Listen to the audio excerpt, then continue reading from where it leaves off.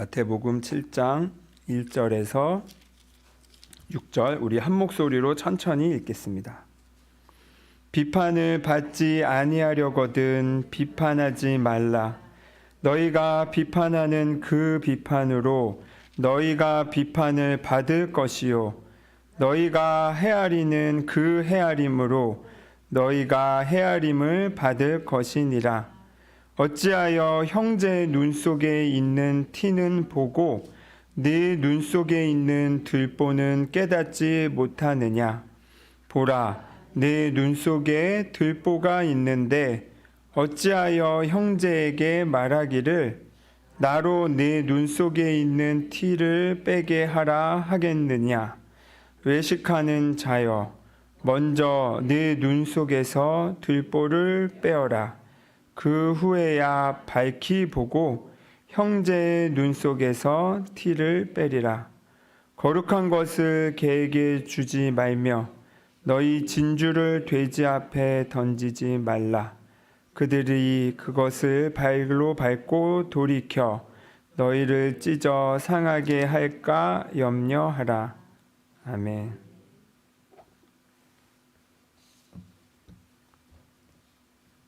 네. 5절까지였는데 6절까지 제가 표기를 했네요.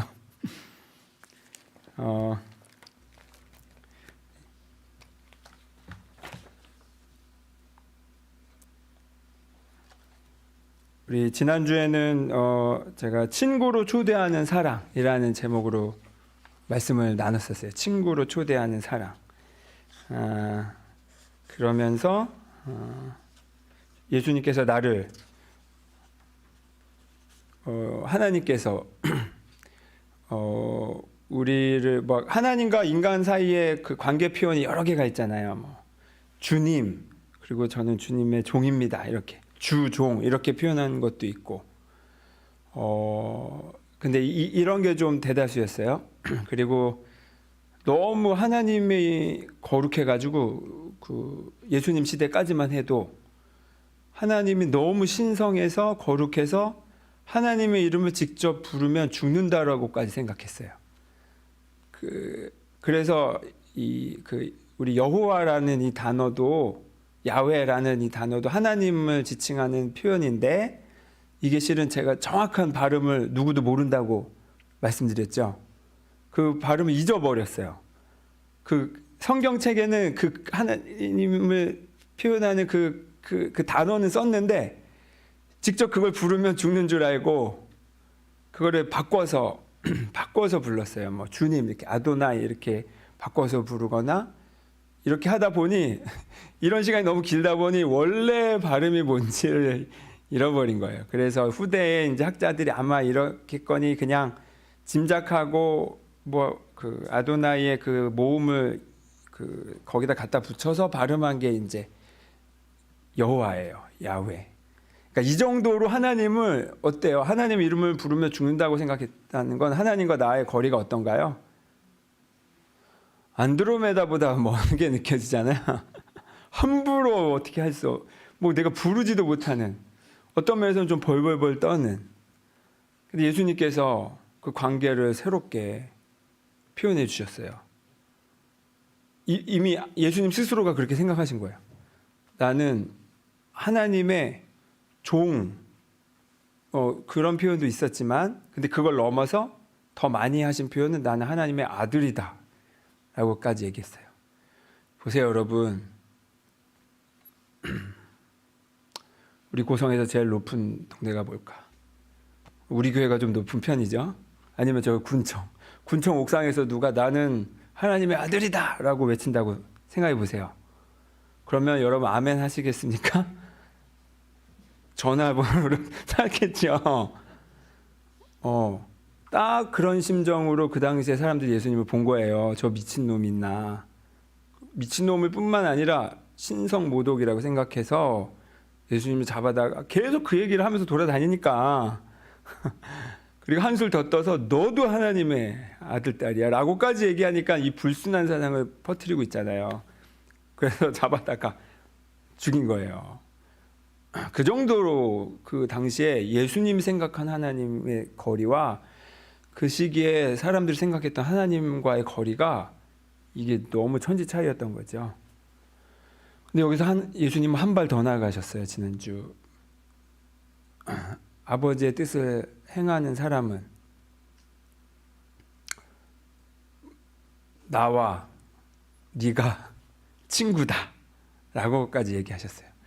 친구다, 우리는 친구야 라고까지 얘기했어요. 그러면 이제 예수님 여기 오셨을 때 반갑다 친구야 하실 수 있는 분 못하죠. 왜? 또 우리도 그거를 신성모독이라고 생각하니까. 그런데 예수님은 오히려 우리보다 더 열려 계신 거예요. 진짜로 친구라고 생각하시는 거예요. 그래서 우리는 반갑다 친구야를 혹여 우리가 친구한테 어떻게 대하나요? 이 새끼야 저 새끼야 하면서 막 간섭하고 이래라 저래라 막 하는 습성으로 예수님을 대할 수 없으니까 반갑다 친구야를 못하는 거죠. 원래 친구한테도 그러면 안 되는 거예요. 그러니까 친구한테도 함부로 이래라 저래라 하면 안 되는 거예요. 간섭하면 안 되는 거예요. 우리가 친구라는 것을 너무 이렇게 함부로 대하여서 예수님한테 반갑다 친구야를 못하는 거지, 진정한 의미에서 친구는 예수님이 표현하신 그런 거죠. 자, 그래서 우리는 그래서 중요한 건 하나님의 노예가 아니라는 거. JMS나 이 여러 사이비 교주들은 온갖 좋은 말로 접근해서 결국엔 정신을 지배해서 노예로 만들잖아요, 사람을. 그게 아주 이렇게 내가 가스라이팅 당하는지도 모르게끔 그렇게 가스라이팅을 해요. 근데 예수님은 그렇게 하지 않는다는 거. 사랑은 더 나은 사랑을 요구하지 않는다는 거. 사랑은 대가를 요구하지 않는다는 거. 사랑은 내가 동의하지 않는 것을 강요하지 않는다는 거. 이걸 굉장히 기억하셔야 돼요. 이게 바로 친구 사이의 관계이기도 하고, 이게 바로 부부 사이의 관계이기도 하고, 이게 바로 부모와 자녀 사이의 관계여야 하기도 해요. 근데 사실 그렇게 하지 못하죠. 다만 목표치는 좀 우리가 마음에 생기곤 있을 필요가 있어요. 내가 혹시 가족이라는 이름으로 또 내가 침범했진 않았나. 이거를 좀 잘 기억했으면 합니다. 하나 지난주에 제가 좀 빠뜨린 게 있는데, 빠뜨린 줄 알았는데 그냥 안 한 건 시간이 너무 길어져서 제가 계속 그 사이비 조심하라는 의미에서 좀 많이 강조를 했잖아요. 근데 그렇다고 해서 그게 혐오해도 된다는 뜻은 아니에요. 굉장히 혐오스럽죠. 혐오스러워. 저는 잠을 못 잤으니까 예전에 신천지 피디수첩 보고 진짜 잠을 못 잤어요. 그날 2시까지 너무 화가 나가지고. 화 날 수 있어요. 그런데 그렇다고 해서 그 사람을 함부로 대해도 된다는 뜻은 아니에요. 나를 정당하게 방어하고 나를 침범했을 때 강하게 노를 하는 거는 정당하나, 그렇다고 해서 그를 함부로 혐오해도 된다라는 거는 그거는 별개의 일이에요. 그래서 혐오는 조심해야 된다라는 걸 꼭 한번 말씀드리고 싶습니다.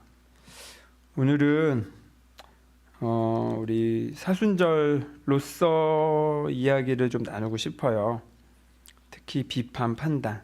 보통 우리 사순절 하면 뭔가 금식도 하고, 그리고 뭔가 삼가기도 하고, 뭔가 그동안 내 욕망에 따라서, 욕구에 따라서 막 행동하던 것도 막 좀 멈춰보기도 하고, 보통 이렇게 보내죠. 혹시 그렇게 하시는 분들 계세요? 저희 어머니는 정말 아무도 모르게 금식을 하세요. 성경에 그렇게 마태복음에 누구에게 알리지 말아라, 그건 외식하는 거니까. 그러니까 정말로 그때 뭐 일주일 굶고 계셨는데 몰랐어. 티 안 나게 화장을 더 하고 하실 정도로 정말 그 순수하고 숭고한 신앙이라고 생각해요. 목사님 저는 어떻게 할까요? 우리 어머니 권사님이신데, 목사님 저는 우리 어머니 한 일주일 금식 하시고 그러셨어요. 그 목사이니까 저는 한 40을 해야죠. 그렇겠습니까 제가?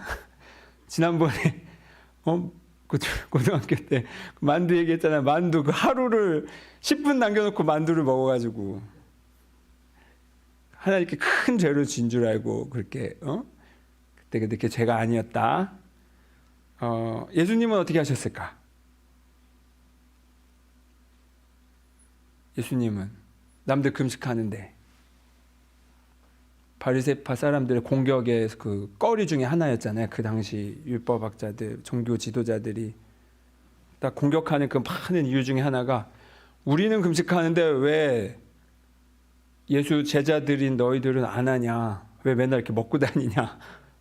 거기 이렇게 표현해 있어요. 공동번역 성서에는 이렇게 표현해요. 사람들이 예수님을 두고 술보요 먹보다 이렇게 표현하고 있어요. 술보라고 포도주 없이 마시는 거예요. 그 시기에는 그 중동에는 물이 귀하니까 그렇게 술이 좀 더 우리보다는 자연스러운 문화였던 것 같아요. 근데 아무튼 예수님 맨날 뭐 성경 보면 술 밥 먹는 얘기뿐이잖아요. 거기에 늘 술이 있었던 거죠. 약간 우리 정서랑 좀 다르죠. 우리는 약간 금욕으로서 교회에서 술을 좀 조심하는 게 많았는데 거기 공동번역 성경에는 대놓고 술보요 먹보다 이렇게 돼 있어요. 예수님도 금식 안 하셨어요. 안 하셨다기보다 거기 뭐라고 표현하냐면 지금은 즐겁게 먹을 때고 너희가 금식할 때가 올 거다. 그때 해.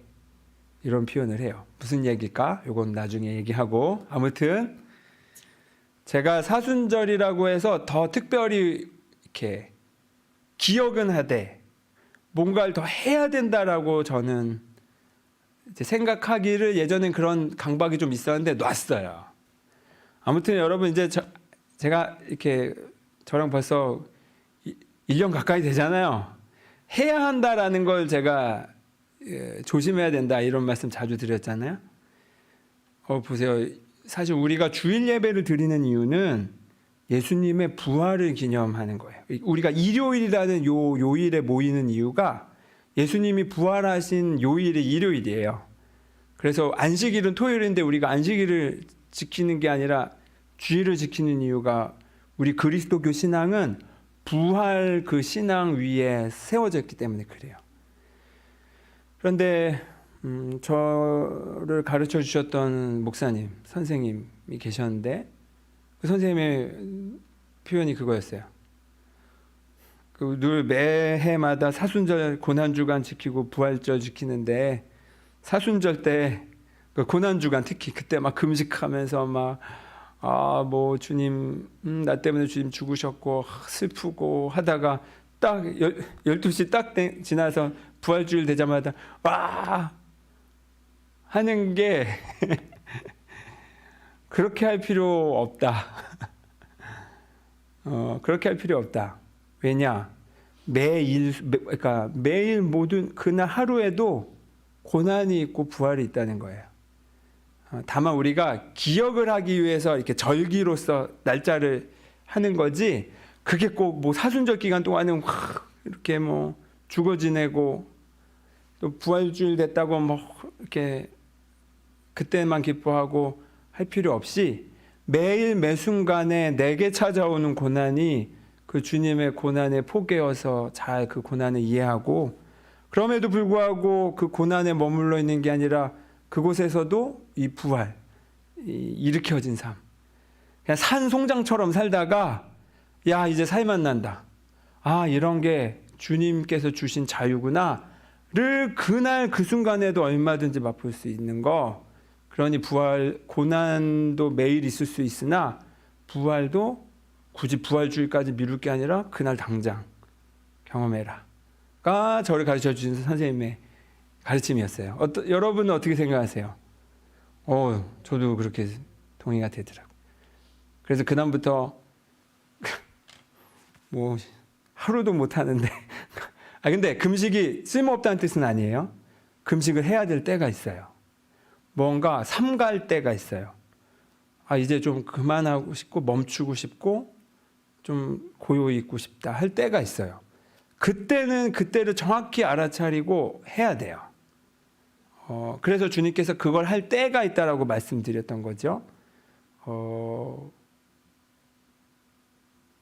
요거는 그래서 요 할 때가 있다라는 걸 잘 기억하시고, 그래서 제가 오늘 나누고 싶은 이 이야기는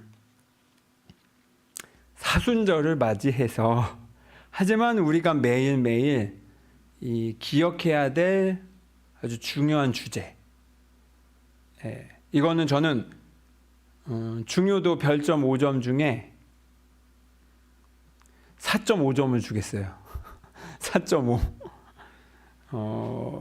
그 주제를 나누고 싶어요. 왜냐하면 이거는 보통 고통스럽거나 어려운 일이기 때문에 사순절의 주제에 알맞겠다라고 해서 정했어요. 그게 뭐냐? 비판이에요. 비판. 비난하는 거. 이 비판 하나만 우리가 정확히 이해하고 잘 써도 인생의 질이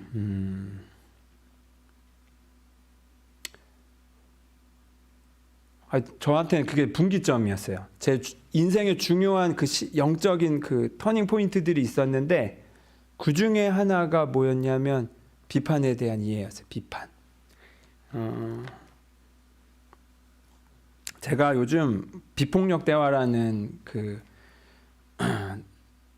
어떤 마음을 성찰하면서 대화하는 그 어떤 프로그램이 있어요. 교육을 받았어요. 거금을 들여서. 왜냐면 여러분이랑 이제 나누려고. 근데 거기에 그 제일 먼저 그 과정에서 배우는 게 관찰이더라고요. 우리 PPT를 요거 말고 요 다음 거. 네. 보이시나요? 제가 읽어드릴게요. 이 비폭력 대화에서 말하는 관찰이에요. 관찰은 우리가 처한 상황에서 우리의 느낌을 자극하는 어떤 일이 일어나고 있는지를 객관적이고 구체적으로 묘사하는 것이다. 그리고 각자의 판단, 추리, 의견, 생각, 추측, 선입관 등을 섞지 않고 우리가 보고 들은 그대로의 사실을 진행형으로 표현하는 것이다. 이해되세요? 관찰의 반대말이 판단이에요. 판단. 여기서 제가 이제 오늘 할 판단, 비판, 뭐 비난, 요거를 그냥 다 하나로 얘기할게요. 평가, 판단, 비판. 요게 다 같은 뉘앙스로 이해하시면 돼요. 자, 문제 나갑니다. 이건 관찰일까 평가일까? 한번 알아맞혀 보세요. 영희는 텔레비전을 보는 동안 손톱을 깨물고 있었다. 관찰? 평가 아니에요? 평가? 저 어린 시절 계속 이거 물었다 아빠한테 엄청 혼났는데. 정답은 네, 관찰 맞습니다. 있는 그대로. 여기에 어떤 해석이나 평가가 들어가지 않죠? 자, 두 번째 문제. 사람들이 모두 지루해 하더라. 이거는 관찰일까요? 평가일까요? 관찰. 손 들어보세요. 평가. 정답은 평가 맞습니다. 네. 잘하시네요, 여러분. 그러면 두 문제가 남았네요. 또 이어서 해볼게요. 그 선생님은 교사답지 않게 행동한다. 관찰일까요? 평가일까요? 관찰 있으세요? 교사답지 않게. 아마 이 부분이겠죠? 교사답다. 얘 기준이 뭘까요? 보통 생각하는 일반적인 기준은 있으나 지금 이 순간에 정확하게 드러나나? 안 드러나. 이게 약간 교사가 생각하는 교사답게와 학부모가 생각하는 교사답게가 또 다르잖아요. 저도 뭐 제 아내가 교사이기 이전에는 교사에 대해서 함부로 얘기했죠. 근데 내 가족이 교사가 된 다음부터는 그게 아니구나. 또 예전에 뭐 간호사 어쩌고저쩌고 아무것도 모르고 떠들다가 내 동생도 간호사고 내 아내도 간호사니까 아 간호사 새끼가 이렇구나. 그다음부터 함부로 얘기하지 않아요. 이거는 평가예요. 교사답다라는 거가 이미 나의 어떤 선입견이 들어갈 수 있기 때문에. 마지막 문제인데 요거 우리 아이는 거짓말을 한다. 자, 관찰일까요? 평가일까요? 먼저 평가다. 손 들어보세요. 네, 내리시고. 관찰이다. 네, 오 이건 반반이네요. 정답은 이거 어렵죠? 평가였어요. 저도 이거 틀렸어요. 이거 관찰 아니야? 그때 선생님이 뭐라고 설명해 주셨는데 제가 까먹었네. 근데 그거 노트 적은 걸 잊어버려가지고 여러분에게 설명을 못하겠어요. 근데 그때 이게 평가였어요. 거짓말을 한다. 왜냐하면 아마도 거짓말이라는 것 자체가 갖는 그 뉘앙스가 있잖아요. 이미 거짓말이라고 하면 좀 부정적인 뉘앙스가 있어요. 근데 예를 들면 지금 당장 내가 느끼기에는 거짓말이었는데 아이 입장에서는 예를 들면 다른 때 이미 나에게 먼저 그게 아니라고 그걸 수정해서 말을 했는데 내가 그걸 잊어버리고 그걸 잊어버린 채 그냥 처음 말만 듣고 너 왜 거짓말하고 있어? 라고 할 수도 있죠. 그러니까 확인하는 작업이 어쩌면 여기에 비어 있을 수도 있어요. 등등등. 아마 이거를 그래서 평가라고 하셨던 것 같아요. 그리고 무엇보다 이 꼬리표라고 표현을 하는데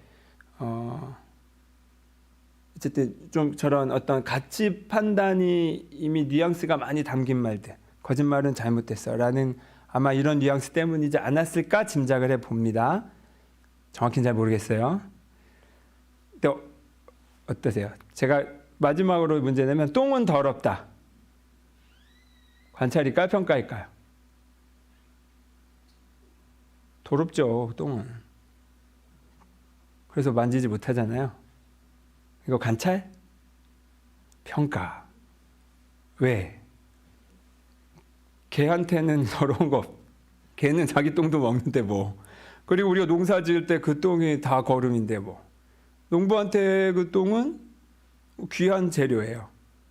그냥 냄새, 톡 쏘고, 내 뭐 미간을 찌푸리게 하는 냄새가 난다. 뭐 이것도 뭐 계속 맡다 보면 나나? 안 나지? 우리가 사실 관찰이라고 생각하고 쓰는 말들 중에 평가가 굉장히 많아요. 네, 이제 이건 꺼주셔도 됩니다.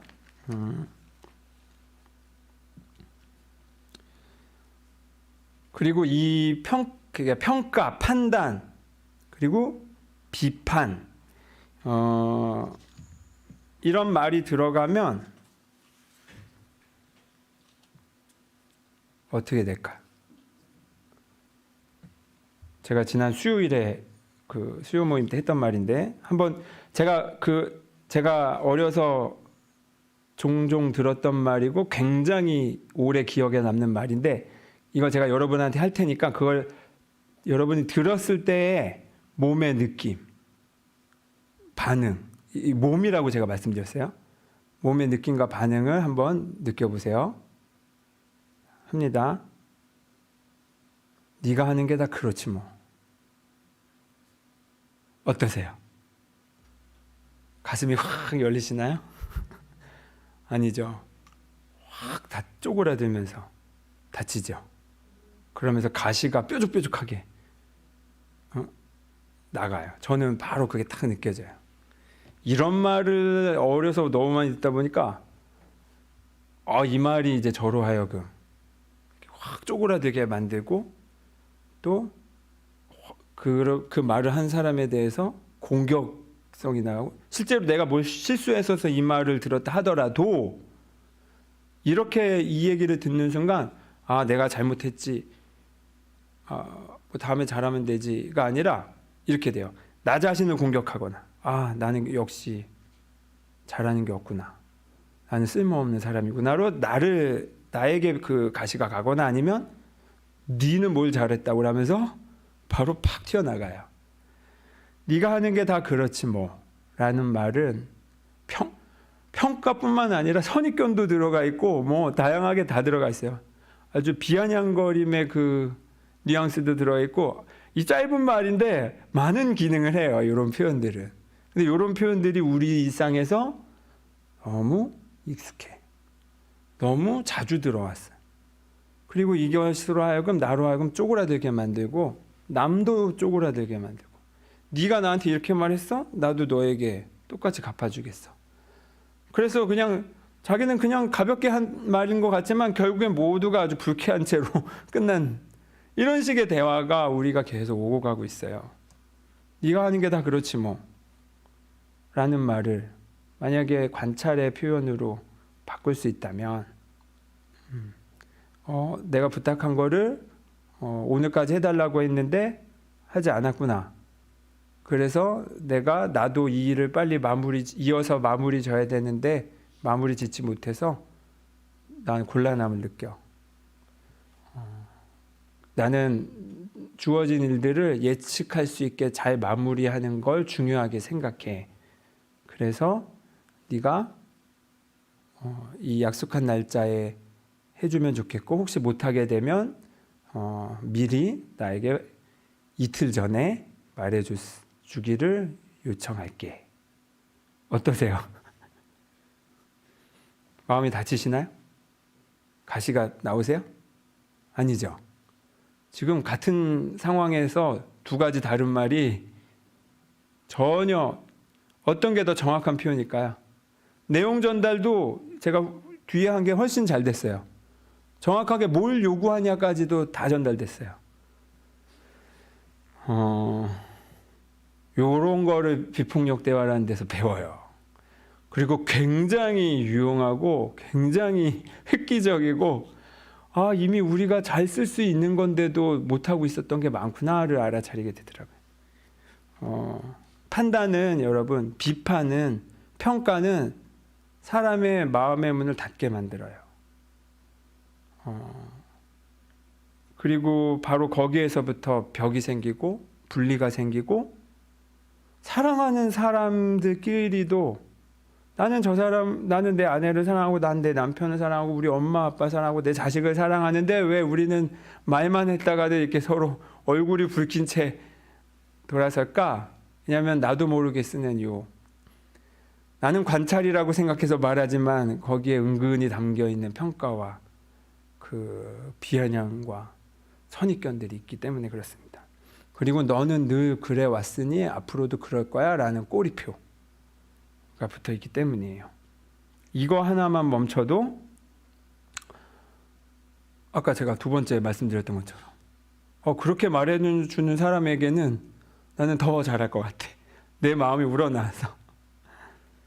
오늘 예수님께서 우리 마태복음에 말씀하셨어요.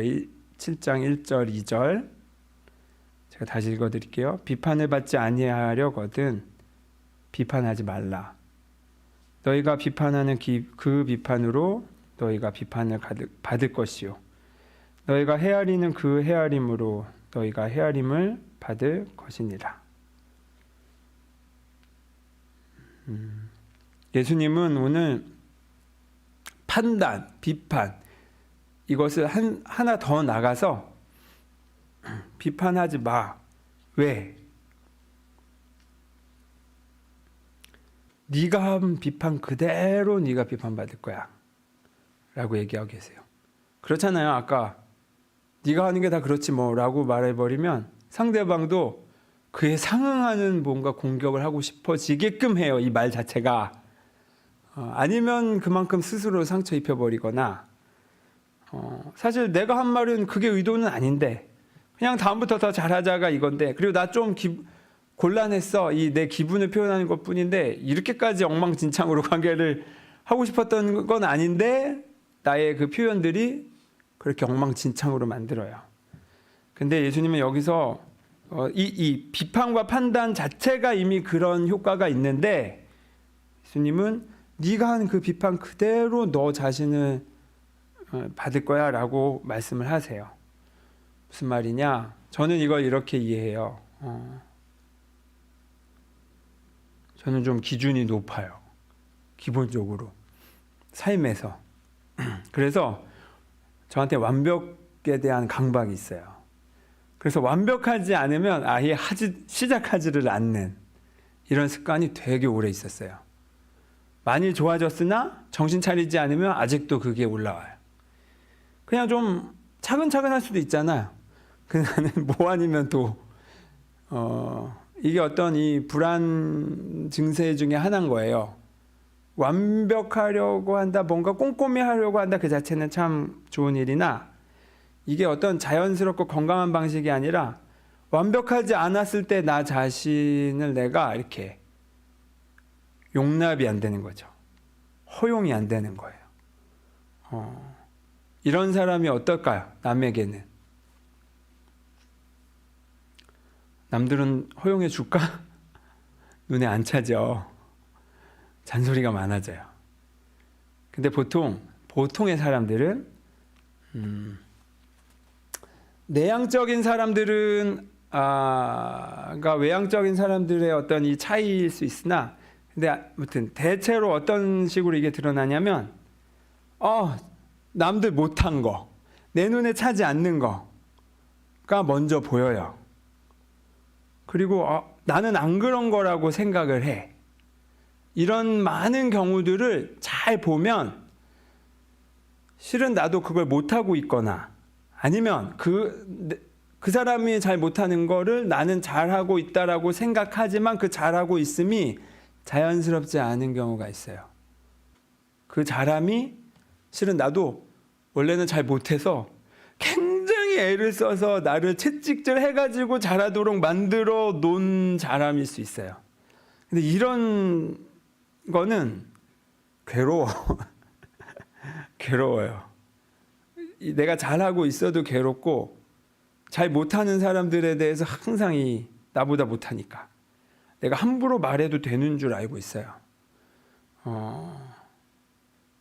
그리고 내가 만약에 너 이거 완벽히 안 했어? 예를 들면 목사님들 중에 이런 분들 많은데, 주보에 오탈자 나면 주보가 막 교회 큰 데는 뭐 1000명, 10,000명 다니는 교회인데 일일이 이제 부교역자들 거기 붙어서 그거 라벨 수정한 거 붙여요.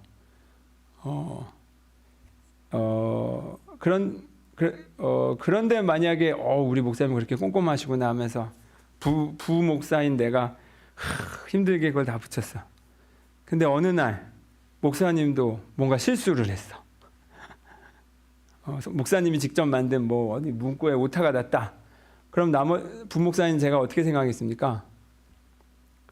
이해해 주겠습니까? 목사님도 저거 붙이셔야지. 말은 못하지만 같은 비난을 하게 돼요. 그리고 내가 예를 들면 완벽에 대한 강박이 있어서 남들이 그렇지 못했을 때 비난했던 사람이라면 내가 그 실수를 하나라도 했을 때 내 자신이 어떻게 느껴질까? 그게 못 견뎌요. 그게 아주 미치는 느낌이 들어요. 이걸 못 견뎌가지고 그냥 뭐 그럴 수도 있는데, 이게 마음의 여유가 없으니까 예를 들면 자기 자아가 약하면 거짓말을 하거나 둘러대는 방식으로 가거나, 아니면 뭐 남을 비난함으로써 이걸 뭐 덮으려고 하거나, 아니면 소극적이면 막 이 죄책감에 쌓여가지고 어쩔 줄 몰라 해요. 이거는 다 그 첫 시작 때문에 그래요. 비판했기 때문에 그래. 그 비판한 그 기준 그대로 내가 뒤집어 씌워야 되는데, 그렇다는 이 비판이 건강한, 아까 말했듯이 제가 관찰을 통해서 차근차근 얘기한, 비난하지 않고 차근차근 정확하게 내 욕구를 표현한 방식이면 모를까, 뭔가 함부로 얘기하는 방식으로 표현했을 때는 항상 그 표현함과 동시에 언제든지 나도 그런 욕을 먹을 수 있다는 것에 내 무의식은 긴장 상태로 들어가요. 그래서 결국 그 비판은, 예수님 표현은 정말 정확해. 내가 한 비판 그대로 내가 비판을 받지 않더라도 내가 육성으로 듣지 않더라도 이미 내 마음속에선 재생되고 있어요. 어디 한번 실수 한번 해봐라. 가만히 있지 않겠어. 이런 긴장 상태가 계속 돌아가고 있어요. 그렇게 사시고 싶으십니까, 여러분? 저는 신경쇠약에 걸려가지고 제가 그런 사람이어서 이거는 내 스타일이 아니구나. 그냥 나도 비판하지 말고, 왜냐하면 내가 하도 비판받을 거리가 구멍이 많아. 제가 완벽한데 동시에 구멍이 많은 이 모순적인 삶을 받아들이려면 아예 그냥 실수는 내 인생의 상수야, 변수가 아니라 그냥 이렇게 받아들이기로 했어요. 그리고 남에 대해서도 혹여 내 눈에 불편함이 보여도 그 불편함을 굳이 애써 표현하지 않고 이거는 그냥 내가 어떻게 하면 이걸 건강하게 표현할까, 그거를 이제 되찾죠. 근데 건강하게 표현하는 게 사실 어려워. 왜냐하면 우리가 그런 습관이 들여져 있지 않고 방식을 몰라. 근데 비폭력 대화라는 그 책이, 그 교육 과정이 굉장히 거기에 훌륭해요. 제가 좀 더 잘 듣고 여러분과 나누도록 할게요. 그 책 있으니까 원하시는 분은 먼저 사서 읽어보시기 바랍니다. 그리고 제가 하나 더 말씀드리고 싶은 게 있는데,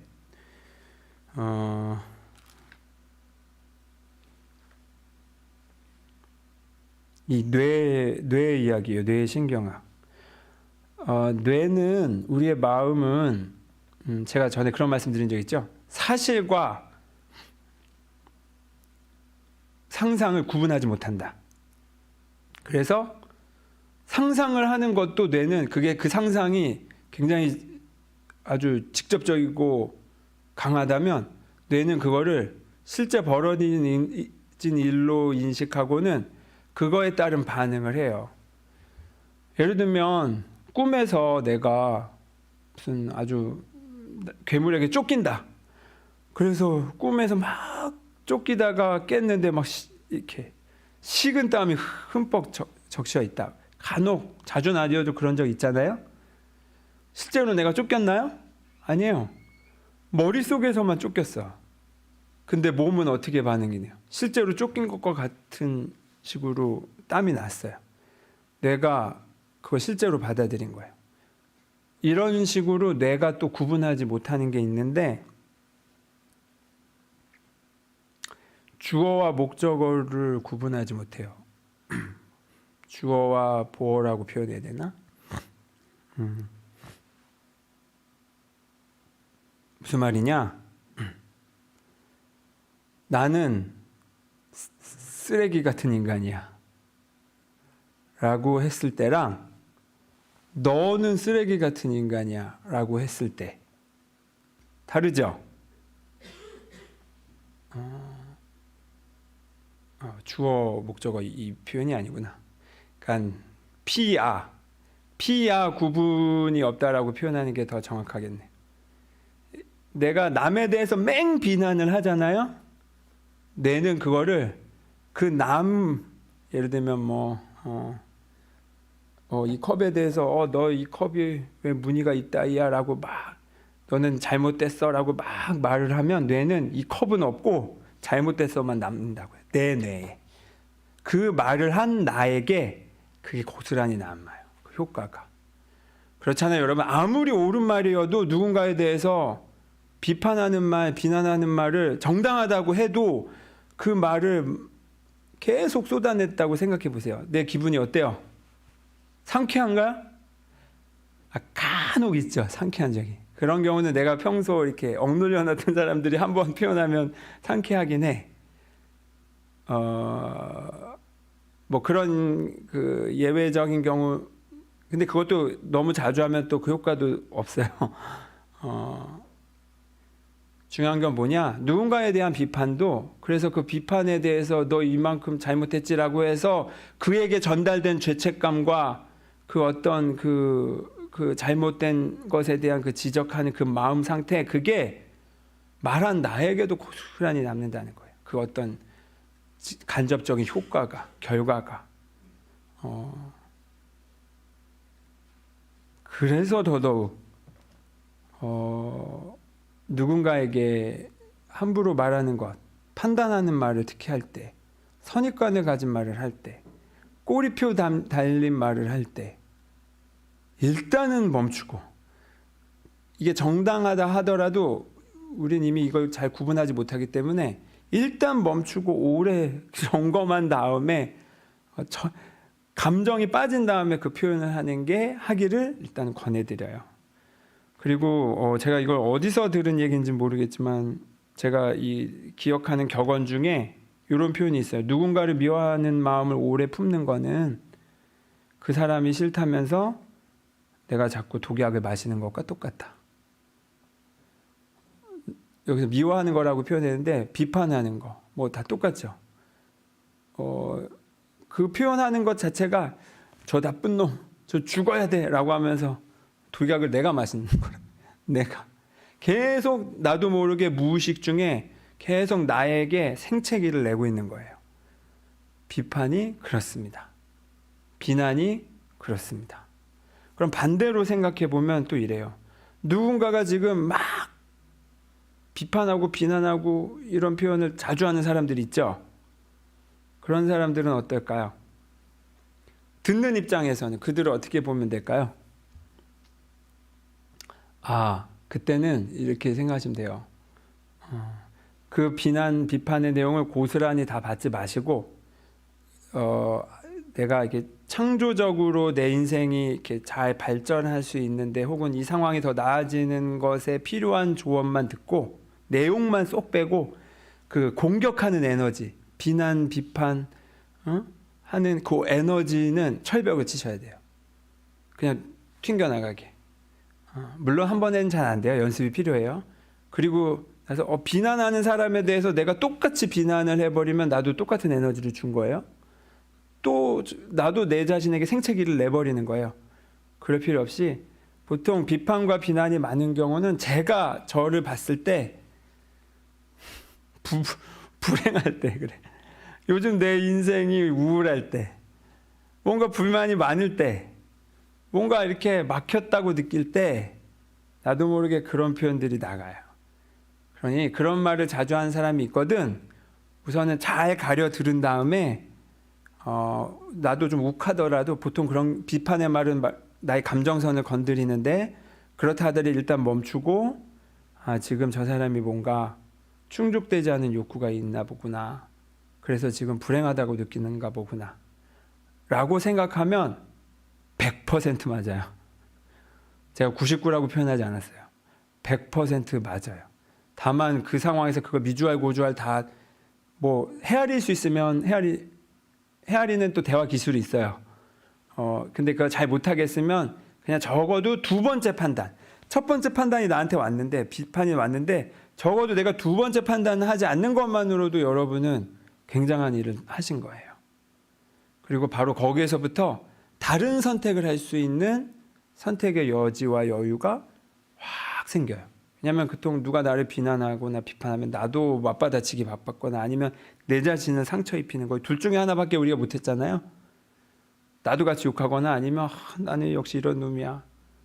이거 외에 다른 거, 자존감이 높은 사람은 이거 외에 다른 걸 할 수 있으나 그 훈련이 되지 않으면 좀 하기 어려워요. 다만 그래서 두 번째 비판으로 가지 않는 것만으로도 여러분은 진짜 멋지다. 예수님이 옆에서, 천사들이 옆에서 박수를, 잘했어. 들리진 않지만 상상을 그렇게 하세요. 지금 예수님 너 저 잘했죠. 제가 그런 비판을 듣고도 저도 함부로 판단하지 않았어요. 칭찬해 주세요. 이런 말 해도 전 그럴 자격 있다고 생각해요. 칭찬받을. 왜냐하면 이게 쉬운 일이 아니기 때문에 그래요. 그리고 이게 한 번만 잘해도 어마어마한 내 마음의 전환을 일으킬 준비를 일으키기 때문에 그래요.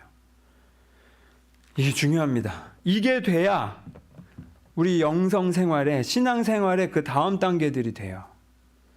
근데 관찰이냐 평가냐를 못 하잖아요?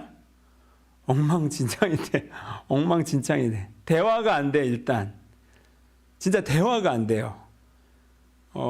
전달이 안 돼. 내가 하려고 하는 말이. 나는 한 말인데 저 사람이 자꾸 무슨 선입견, 편견으로 내 말을 꼬아들어. 뭐 예를 들면 제 아내가 만약에 말없이 설거지를 하는데 와장창 하면서 설거지를 한다. 그럼 저는 그거를 우리 아내가 그냥 이렇게 격렬하게 설거지를 하는구나로 듣지 않고 내가 뭐 잘못했나? 로 들어요. 물론 그렇게 들으라고 한 것일 수도 있죠. 그럼에도 불구하고 버텨보는 거야. 아니야. 그냥 크게 한 것일 것뿐이야.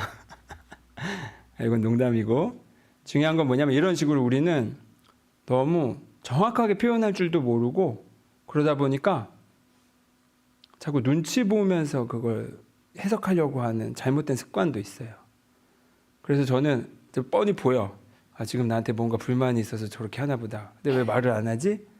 하지만 예전에는 그래서 나도 눈치 보느라고 조마조마해서 뭔가 막 이렇게 했지만 이거는 서로에게 불행한 관계만 반복할 뿐이더라고요. 차라리 말할 때까지 그냥 알면 내가 한번 말해보거나 모르면 말할 때까지 나도 버텨보거나. 아내와의 관계를 얘기하는 건 아닙니다, 여러분. 그건 약간 예외예요.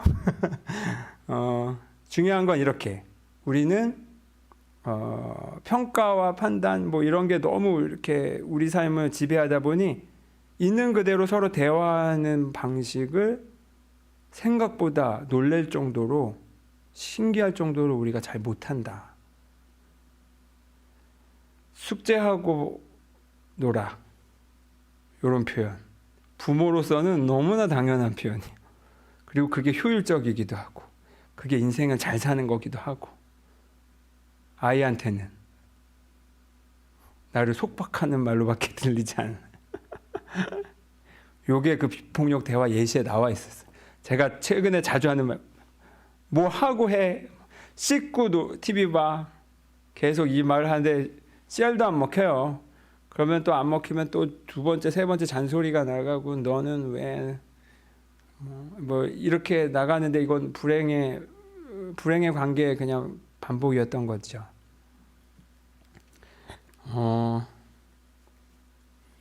관찰이 왜 중요하냐면 있는 그대로 보게 해주기 때문이에요. 그리고 이게 정말로 여기서 이 관찰 다음에 우리가 살면서 평가를 안 할 수는 없죠.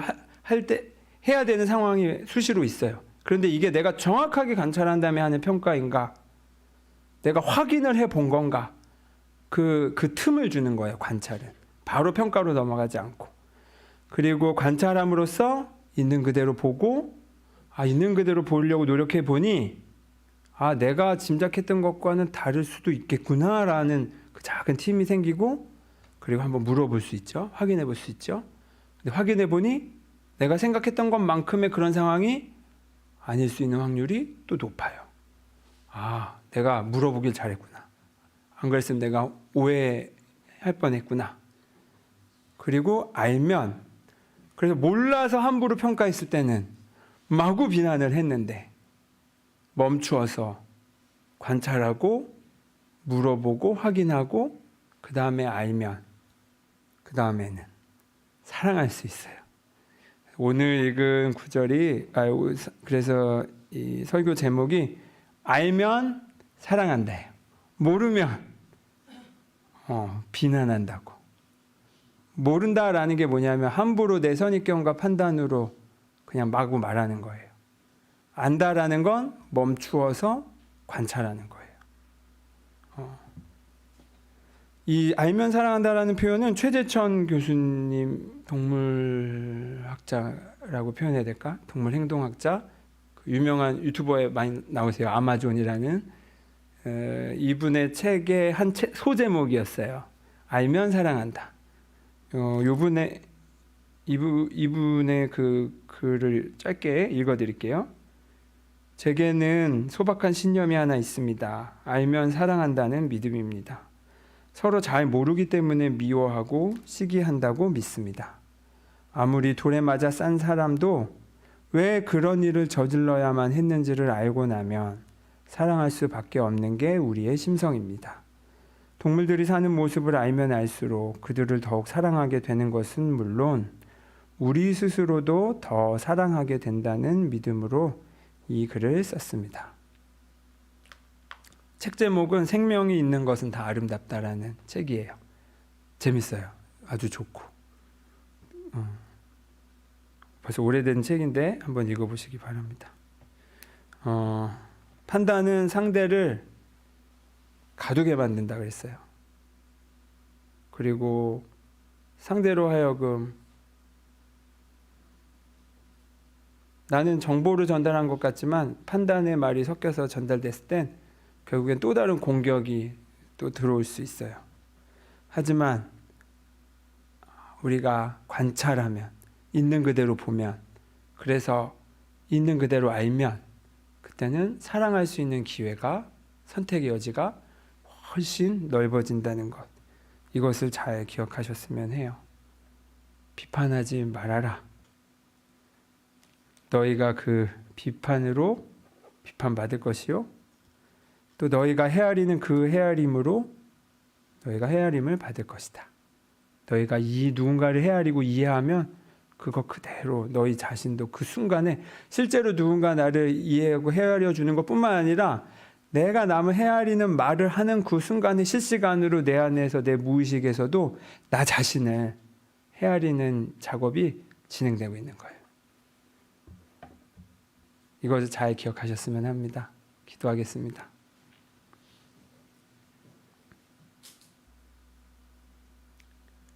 주님, 나는 사실을 말하는 거라고 생각했지만